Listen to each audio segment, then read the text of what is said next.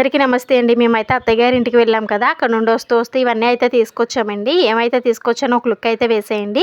ఇవి వచ్చేసి తాటి ముంజలండి. ఇప్పుడు ముంజికాయల సీజన్ కాబట్టి ఈ ముంజికాయలు అయితే తీసుకున్నాము. మరీ ఎక్కువైతే తీసుకురాలేదులేండి, ఎందుకంటే లగేజ్ బరువు ఒకటి చాలా ఉంటుంది.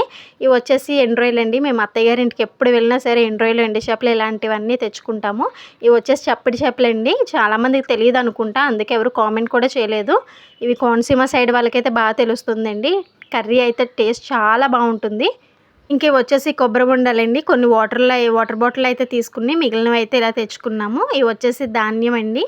ఇక్కడ మా ఇంటి సైడ్ అయితే పక్షులు చాలా బాగా వస్తాయి, అందుకని చెప్పేసి వాటికి పెడదామని అయితే తీసుకున్నాము.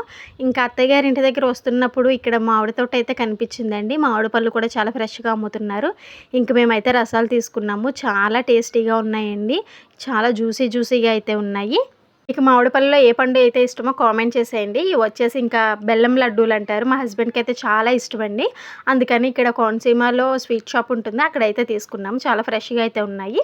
ఇది వచ్చేసి పాత బెల్లమండి. మేము ఎప్పుడు వెళ్ళినా సరే అత్తయ్య గారి ఇంటి నుండి కన్ఫామ్గా అయితే తెచ్చుకుంటాము, ఎందుకంటే పిల్లలకి చాలా మంచిది, చాలా బలం కూడా. మనకి నార్మల్ బెల్లంతో కంపేర్ చేస్తే ఈ బెల్లం చాలా మంచిదండి. ఇక్కడ వచ్చేసి చిన్న టిప్ అండి, ముంజికాయల్లో వాటర్ ఉంటాయి కదా, అవి తాగడానికి అయితే పిల్లలకి రాదు. ఇలా స్ట్రా వేసిస్తే వాళ్ళు ఈజీగా అయితే తాగేస్తారు. ఈ వీడియో నచ్చిందండి. నచ్చితే మాత్రం మర్చిపోకుండా లైక్ చేసి సబ్స్క్రైబ్ చేసుకోండి.